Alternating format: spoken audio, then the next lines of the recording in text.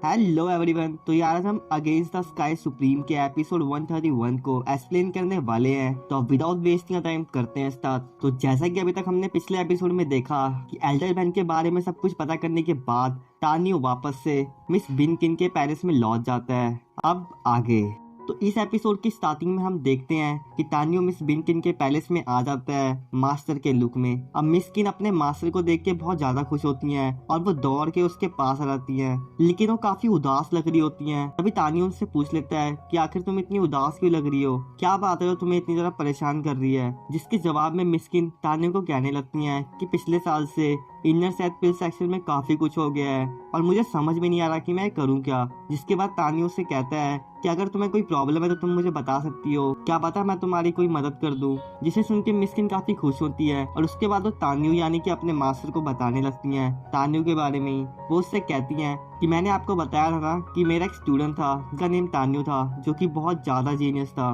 उसकी पिछले साल बहुत सारी चोटों के साथ मौत हो गई थी और हमें पता भी नहीं लगा कि ये किसने किया। जिसे सुनकर तानियो उससे कहने लगता है अपने बारे में कि तानियो जैसे खास स्टूडेंट्स तो बहुत ही रेयर होते हैं, उसके साथ ही बिल्कुल भी अच्छा नहीं हुआ। अब मिस्किन हाँ कहते हुए तानियो को बताती हैं कि उसके कुछ महीनों बाद ही हमने अपने दो और खास स्टूडेंट्स को खो दिया, जिनमें से एक थर्ड एल्डर का बहुत ही खास स्टूडेंट था जो कि काफी जीनियस था और हमें अभी तक पता नहीं लगा कि ये सब किसने किया, क्योंकि उसे तो उसके घर के अंदर ही मारा था किसी ने और हमें अभी तक पता नहीं लगा कि ये किसने किया है। और अभी मुझे कल ही इस बात की भी खबर मिली कि थर्ड एल्डर को भी किसी ने उनके घर में घुसकर ही मार दिया, बट अभी तक हमें किलर के बारे में कोई भी इंफॉर्मेशन नहीं मिली कि ये किसने किया है और हमें उसके खिलाफ वहाँ पे कोई सबूत भी नहीं मिले। अब मिस्किन की ये सारी बातें सुन के तानियो मन में कहने लगता है कि सबूत मिलेगा भी कैसे, आखिर मैंने फायर ऑफ जस्टिस का इस्तेमाल जो किया था उससे तो किसी भी चीज की राख तक ना बचती, तो सबूत कैसे बचेगा। सीन शिफ्ट होता है और हम देखते हैं कि तानियो वहाँ के एक सिंहासन पे जाके बैठ जाता है और मिस्किन उसके पास आकर उसके शोल्डर्स की मसाज करनी शुरू कर देती हैं। अब मिस्किन तानियो को शोल्डर मसाज देते हुए उससे कहने लगती हैं कि हमने तानियो और उसके जैसे दो खास स्टूडेंट्स को खोया है, जो कि बहुत ही बुरी बात है। तानियो जो कि बहुत ही ज्यादा इंटेलिजेंट था और वो दिन ब दिन तरक्की करता जा रहा था और आगे चल के वो बहुत ही ज्यादा होनहार स्टूडेंट बनता। और थर्ड लेवल का स्टूडेंट वो भी बहुत ज्यादा जीनियस था और इनर सेट में वो एक लो लेवल पिल मास्टर भी बन गया था और ये दोनों इतनी बुरी तरह से मारे गए और मैं इनके लिए कुछ भी नहीं कर पाई। इनकी मास्टर होने के नाते मैं सच में बेकार हूँ, मैं किसी काम की नहीं हूँ। अब मिस्किन यही सब कहते कहते काफी उदास हो जाती है और वो रोने भी लगती हैं। अब ये सब देख के तानियो मिस्किन को दिलासा देते हुए कहता है कि तुम्हें उदास होने की कोई जरूरत नहीं है। जिसके बाद मिस्किन तानियो से कहने लगती हैं कि इनर सेट के सभी लोगों को लग रहा होगा कि मैं उन्हें जल्दी किलर के बारे में बताऊंगी, लेकिन मुझे अभी तक किलर के बारे में कोई भी इंफॉर्मेशन नहीं मिली है और मुझे पता भी नहीं है सब किसने किया है। अब मिस्किन तानियो से कहने लगती हैं कि अगर आठों एल्डर्स को इस बारे में पता लगेगा तो वो तो मेरे ऊपर बहुत ज्यादा हंसेंगे, क्योंकि मैं अपने स्टूडेंट्स को प्रोटेक्ट नहीं कर सकती, मैं किसी काम की नहीं हूँ। और अब ये सब सुन के तानियो भी बहुत ज्यादा उदास हो जाता है और वो मिस्किन को कुछ बताने वाला ही होता है, लेकिन तभी वहाँ पे एल्डर दी आ जाते हैं। अब हम एल्डर डी को देखते हैं जो कि बहुत ज्यादा खुश होते हैं और वो खुशी से तानियो की तरफ आते हुए कह रहे होते हैं कि आज तो मैं बहुत ज्यादा खुश हूँ और आज मैं आपके लिए एक ऐसी चीज लेकर आया हूँ जिसे देखने के बाद आप भी बहुत ज्यादा हैरान हो जाएंगे। अब मिस्किन एल्डर को हेलो बोलते हुए अपने मास्टर से कहने लगती हैं कि मास्टर आप दोनों आपस में बैठ के बात करिए, तब तक मैं मिस टैंक की हालत को देख कर आती हूँ कि वो कैसी हैं। अब इतना कहती मिस्किन वहाँ से चली जाती हैं और फिर उसके बाद हम देखते हैं कि एल्डर दी तानियो के पास आकर अपने हाथों को आगे करके उसमें एक पर्पल फ्लेम निकाल लेते हैं, जिसे देख के तानियो भी बहुत ज्यादा हैरान होता है और फिर वो कहने लगता है कि ये तो एक फायर प्रॉपर्टी का लोअर सबजून स्पार्क है जिसका नेम पर्पल सबजून फ्लेम है। अबे सुनते ही मिस्टर दी तानियो को कहने लगते हैं कि मुझे तो पहले से ही पता था कि आप इसे देखते ही पहचान लोगे। और इतना कहने के बाद वो ये फ्लेम तानियो को देते हुए कहता है कि ये फ्लेम हार्मफुल जर्नल बैंक से है, जो कि ऑक्शन के लिए हमारे ऑक्शन हाउस में आया था, लेकिन मेरी किस्मत बहुत अच्छी थी और मैं सही टाइम पे वहाँ पहुंच गया, इसलिए मुझे मिल गया, नहीं तो अभी तक तो ये किसी और के पास होता। अब ये सब सुन के तानियो एल्डर दी को कहने लगता है कि इस फ्लेम के लिए आपका बहुत बहुत शुक्रिया और आपने मेरे लिए इतनी ज्यादा परेशानी झेली, इसके लिए मैं आपका हमेशा शुक्रगुजार रहूंगा। और ये सब सुनती एल्डर दी तानियो से कहने लगते हैं कि मास्टर आप तो बहुत ही ज्यादा अच्छे हो और मुझे खुशी है कि आपको ये फिल्म पसंद आई। और इतना कहने के बाद वो तानियो को ग्रीट करते हुए वहाँ से चले जाते हैं। लेकिन एल्डर दी जाते हुए तानियो से कहते हैं कि मैं जल्दी से जल्दी उन सारे एलिमेंट्स को भी ढूंढ लूंगा जो कि आपने मुझे ढूंढने के लिए कहा था। अब एल्डर दी के जाने के बाद हम देखते हैं कि तानियो उस पर्पल फ्लेम को अपने हाथ में लेके सोच रहा होता है कि अगर आज से 5 से या 6 साल बाद मैं इस पर्पल फ्लेम को अपनी स्वॉर्ड पे यूज करूंगा तो उसकी ड्यूरेबिलिटी बहुत ज्यादा ही बढ़ जाएगी, क्योंकि पर्पल फ्लेम समय के साथ साथ बहुत ही ज्यादा पावरफुल होती है। अब तानियो कहने लगता है कि मुझे आज से 11 महीने बाद किसी भी तरह इटर्निटी लैंड में घुसना होगा ताकि वहां से मैं अपनी हार्मनी डिवाइन स्वॉर्ड को ले सकूं। लेकिन तभी वो कहने लगता है कि ये इतना भी आसान नहीं होने वाला, क्योंकि इटर्निटी लैंड में वो स्वॉर्ड ढूंढना सच में बहुत ही ज्यादा मुश्किल है, और ऊपर से इटर्निटी लैंड में 9 माइन के एल्डर्स भी रहते हैं, जिनके रहते हुए मेरा वहां जाना बहुत ही ज्यादा खतरनाक साबित हो सकता है मेरे लिए। लेकिन तभी वो ये भी कहता है कि इसके अलावा इटर्निटी लैंड में उन एल्डर्स के अलावा भी बहुत सारी प्रॉब्लम्स हैं, जिनके रहते हुए मुझे वो स्वॉर्ड ढूंढने में बहुत ही ज्यादा प्रॉब्लम आ सकती है, और ये मेरे लिए बिल्कुल भी आसान नहीं होने वाला। जिसके बाद वो कहने लगता है कि मुझे अब किसी भी हाल में फ्लाइंग स्वॉर्ड बनानी ही होगी। अब वो सोचने लगता है कि मुझे अपनी स्वॉर्ड को और पावरफुल बनाने के लिए और भी ज्यादा तेजी से कल्टीवेशन करनी होगी।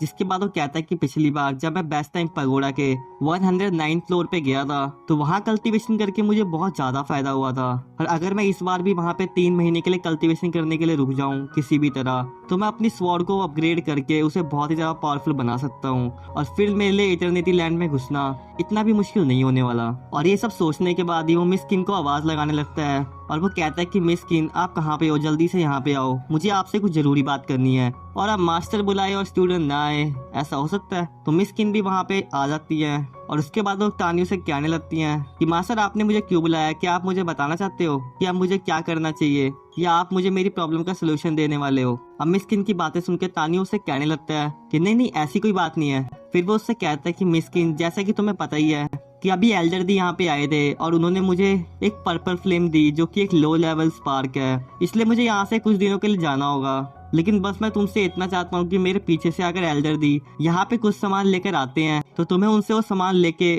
उन्हें संभाल के रखना होगा मेरे लिए। अब तानियो की बातें सुनकर मिस्किन कहने लगती हैं कि ठीक है मास्टर जैसा आप कहें। अब हाँ कहते हुए मिस्किन काफी उदास हो जाती हैं, और वह तानियो से कहने लगती है कि मास्टर आप इतनी जल्दी क्यों जा रहे हो, अभी तो मुझे आपसे बहुत सारी बातें करनी थी। जिसके जवाब में तानियो मिस्किन से कहता है कि तुम चाहो तो हम वो सारी बातें अभी कर सकते हैं, जिसे सुन के मिस्किन काफी खुश होती हैं।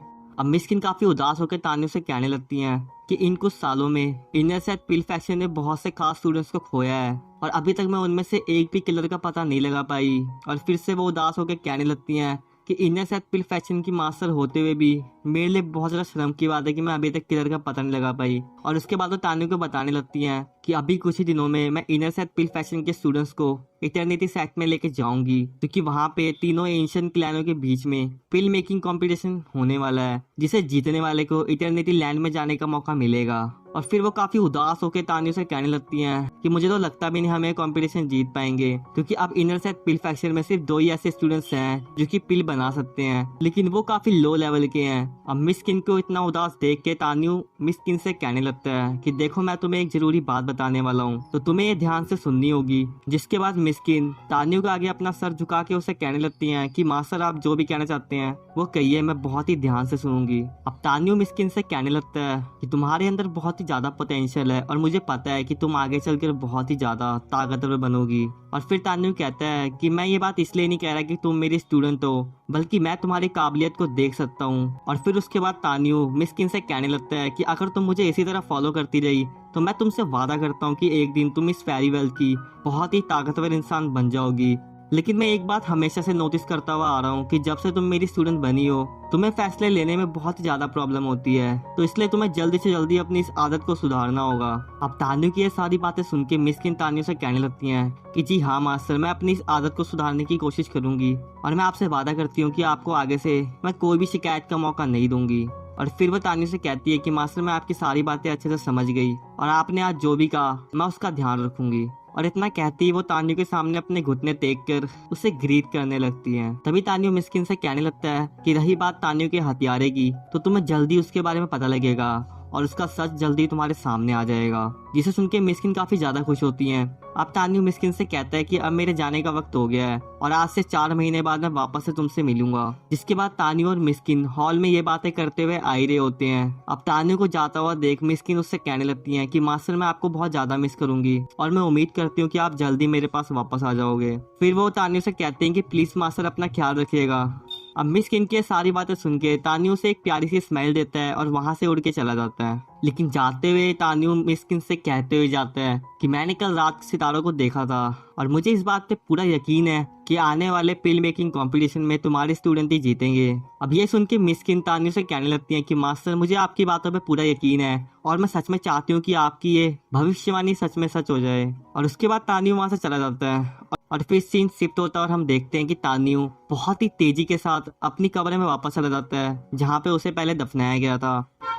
और फिर हम देखते हैं कि तान्यू अपनी उसी कब्र से थोड़े टाइम बाद बहुत ही तेज धमाके के साथ बाहर निकलता है, वो भी अपने असली रूप में, ना कि मास्टर वाले लुक में। और यहीं पे हमारा ये एपिसोड खत्म होता है। अब आगे क्या होगा, तान्यू आगे क्या करने वाला है, क्या वो सीधा कंपटीशन में पार्टिसिपेट करेगा अपनी खुद की बनाई हुई भविष्यवाणी को सच करने के लिए, और बाकी सबका क्या रिएक्शन होगा इसे जिंदा देखकर, ये तो आपको आने वाले एपिसोड्स में पता लगेगा। तो वेट करिए अगले एपिसोड का। और अगर आपको मेरी एक्सप्लेनेशन पसंद आई तो इस वीडियो को लाइक करो, इस चैनल को सब्सक्राइब करो। चलता हूँ फिर, तब तक के लिए सायोनारा, गुड बाय।